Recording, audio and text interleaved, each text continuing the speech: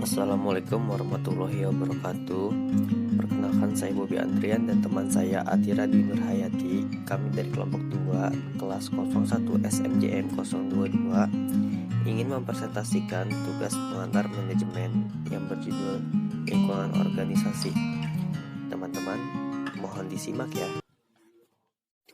Definisi lingkungan organisasi. Lingkungan organisasi adalah segala aktivitas atau komponen yang mempengaruhi input, output, eksistensi, pendapatan, dan keberlangsungan organisasi, baik pengaruh dari dalam organisasi atau internal, ataupun pengaruh dari luar organisasi atau eksternal. Seringkali faktor ini menjadi hambatan bagi proses keberlanjutannya organisasi. Oleh karena itu, kita harus dapat mengelola semua faktor internal dan eksternal tersebut. Faktor-faktor yang mempengaruhi lingkungan organisasi. Lingkungan selalu mempengaruhi organisasi dalam melakukan aktivitas, baik secara langsung maupun secara tidak langsung.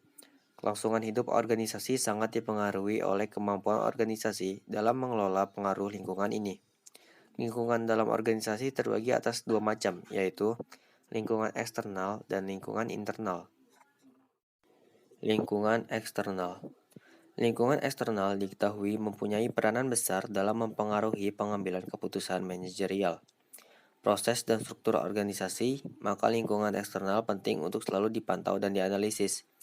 Tetapi, lingkungan eksternal secara keseluruhan sangat sulit untuk dianalisis karena lingkungan eksternal sangat kompleks dan saling terikat satu sama lain. Lingkungan eksternal dibagi menjadi dua, yaitu lingkungan eksternal mikro dan lingkungan eksternal makro. Lingkungan eksternal mikro atau khusus.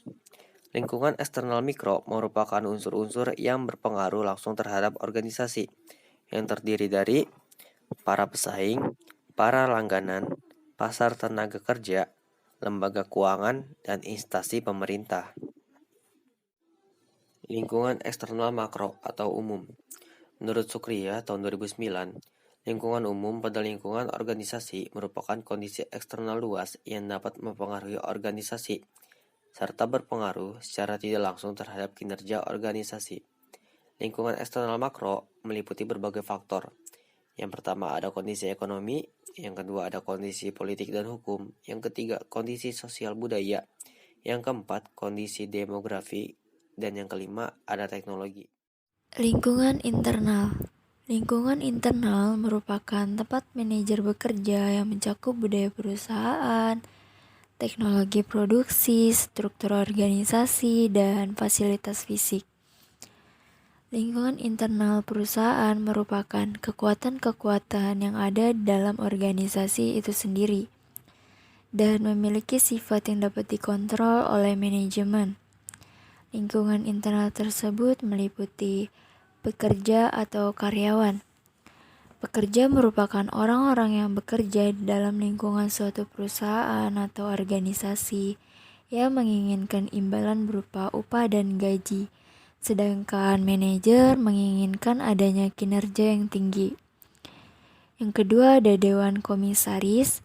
Dewan Komisaris mewakili kepentingan para pemegang saham, di mana Dewan Komisaris memantau kegiatan dan mengawasi manajemen serta memastikan kegiatan akan berjalannya pencapaian suatu tujuan.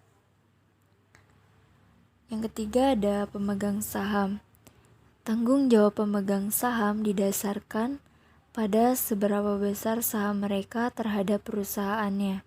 Jika perusahaan memperoleh keuntungan, maka mereka memperoleh imbalan sebesar yang mereka inginkan. Pengelolaan organisasi. Ada 14 prinsip mengelola organisasi menurut para ahli. Yang pertama ada pembagian kerja.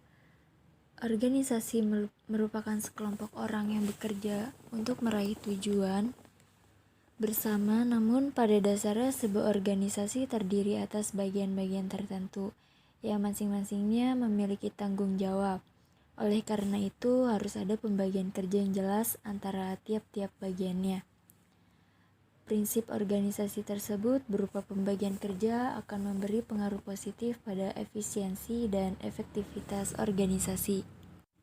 Yang kedua ada keseimbangan wewenang dan tanggung jawab.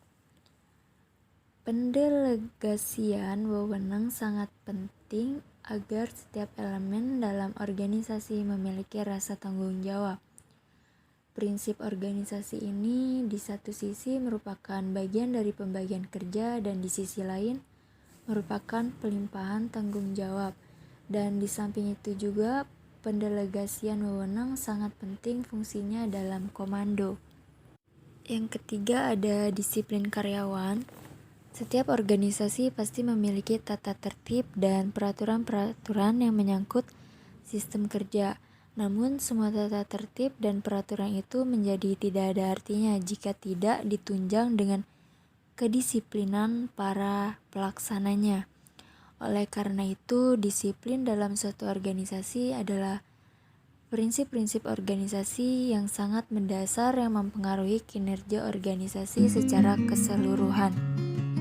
Yang keempat ada kesatuan arah.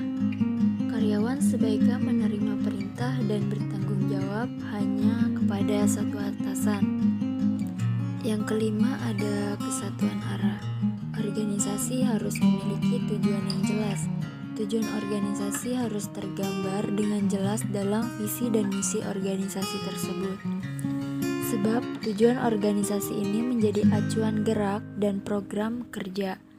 Kesatuan tujuan dari seluruh jenjang organisasi merupakan kunci pokok keberhasilan organisasi tersebut dalam mengorganisasi elemen-elemennya. Yang keenam ada mementingkan kepentingan umum daripada kepentingan individu. Setiap anggota organisasi pasti memiliki kepentingan masing-masing. Kadang-kadang kepentingan individu itu berjalan selaras dengan kepentingan organisasi.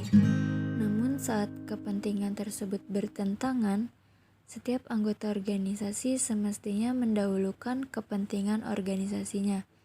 Inilah prinsip-prinsip organisasi. Yang ketujuh ada pembayaran gaji. Pembayaran seharusnya didasarkan pada pencapaian sasaran penugasan pekerjaannya. Yang ke-8 ada sentralisasi. Wewenang seharusnya didelegasikan seimbang dengan penuh tanggung jawab. 9. Ada rantai skalar. Sebuah rantai perintah yang tidak terputus-putus seharusnya ada melalui semua pengarahan dan aliran komunikasi. 10. Ada perintah. Setiap pekerjaan seharusnya didefinisikan dengan jelas sehingga pegawai tetap memahami perintah tersebut dan hubungannya dengan pekerjaan lain. 11. Ada kesamaan perlakuan. Peraturan dan perjanjian yang dibuat harus diselenggarakan secara terbuka. 12. Ada stabilitas personalia. Tingkat perputaran tenaga kerja tidak menguntungkan organisasi dan mereka seharusnya mempunyai komitmen yang lama. 13. Ada inisiatif. Organisasi yang baik harus mampu menumbuhkan inisiatif anggotanya dalam pengelolaan organisasi. Iklim organisasi juga harus dibangun sedemikian rupa agar mampu menstimulasi munculnya ide dan inisiatif anggota dari berbagai jenjang. Inisiatif adalah prinsip organisasi yang juga sangat penting. 14. Ada keselarasan dan persatuan. Hubungan interpersonal antar anggota organisasi memiliki pengaruh sangat besar dalam kinerja anggota. Tanpa hubungan yang baik dan selaras, organisasi tidak akan berjalan baik.